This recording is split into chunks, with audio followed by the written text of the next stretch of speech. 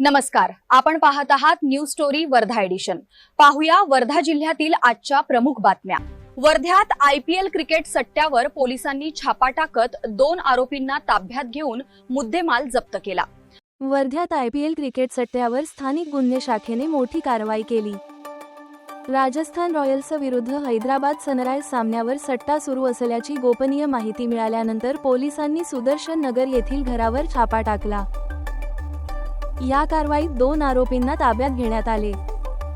पोलिसांनी 1,35,000 रुपये किमतीचे 2 मोबाईल, 5,000 रुपये रोख रक्कम असा एकूण 1,40,000 रुपयांचा मुद्देमाल जप्त केला। दोन्ही आरोपींविरुद्ध वर्धा शहर पोलीस ठाण्यात जुगार कायद्यान्वये गुन्हा दाखल करण्यात आला आहे। वर्ध्यात अवैध दारू वाहतुकीवर सावंगी पोलिसांनी कारवाई करत आरोपीला ताब्यात घेऊन मुद्देमाल जप्त केला। वर्धा जिल्ह्यात सावंगी पोलिसांनी अवैध दारू वाहतुकीवर मोठी कारवाई केली। गुप्त माहितीच्या आधारे सावंगी मेघे पोलिसांनी हॉटेल शाहीद आउटसमोर नाकाबंदी करून एका दुचाकीस्वाराला ताब्यात घेतले। आरोपीकडून रॉयल ग्रीन आणि ऑल सीझन कंपनीच्या विदेशी दारूच्या 10 बाटल्या जप्त करण्यात आल्या। कोणताही परवाना नसताना तो दारूची वाहतूक करत असल्याचे समोर आले। पोलिसांनी दारूसह 1,20,000 रुपये किमतीची बजाज चेतक इलेक्ट्रिक स्कूटर असा एकूण 1,24,000 रुपयांचा मुद्देमाल जप्त केला असून पुढील तपास सुरू आहे। पुलगावमध्ये गोमातेला राष्ट्रमाता दर्जा देण्याच्या मागणीसाठी गोसेवकांनी मोर्चा काढला।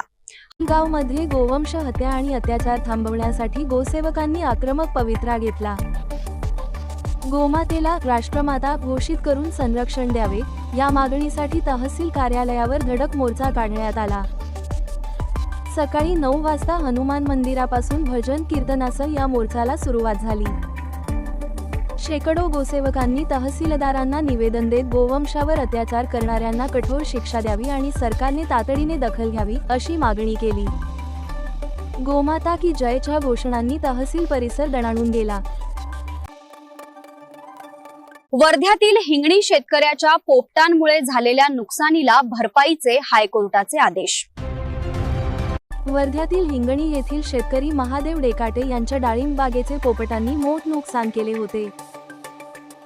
मात्र सरकारी नियमात पोपटांचा उल्लेख नसल्याचे सांगत कृषी अधिकाऱ्यांनी मदत नाकारली होती। याविरोधात डेकाटे यांनी मुंबई उच्च न्यायालयाच्या नागपूर खंडपीठात धाव घेतली। न्यायालयाने पोपट हाही वन्यजीव असल्याचे स्पष्ट करत सरकारला 40,000 रुपयांची नुकसान भरपाई देण्याचे आदेश दिले। या निर्णयामुळे वन्यजीवांमुळे नुकसान सोसणाऱ्या शेतकऱ्यांना मोठा दिलासा मिळाला आहे। देवळीत आमदार आपल्या दारी उपक्रमाला उत्स्फूर्त प्रतिसाद मिळत नागरिकांच्या समस्या जागेवर सोडवण्यात आल्या। देवळी येथे राज्य शासनाच्या आमदार आपल्या दारी अभियानाला नागरिकांनी मोठा प्रतिसाद दिला। आमदार राजेश बकाने यांनी बीडी सर्कलमध्ये थेट जनतेशी संवाद साधून त्यांच्या प्रलंबित समस्या जाणून घेतल्या। यावेळी महसूल, कृषी आणि पंचायत समितीशी संबंधित अनेक प्रश्न अधिकाऱ्यांच्या मदतीने सोडवण्यात आले। तसेच पात्र लाभार्थ्यांना ट्रॅक्टरचे वाटपही करण्यात आले। प्रशासन आणि जनतेतील दरी कमी करणे हाच या उपक्रमाचा उद्देश असल्याचे आमदार बकाने यांनी सांगितले। कार्यक्रमाला तहसीलदार, गटविकास अधिकारी व ग्रामस्थ मोठ्या संख्येने उपस्थित होते। वर्धा जिल्ह्यात सूर्याचा प्रकोप वाढत तापमान 46 अंशांपार गेले असून जनजीवन विस्कळीत झाले।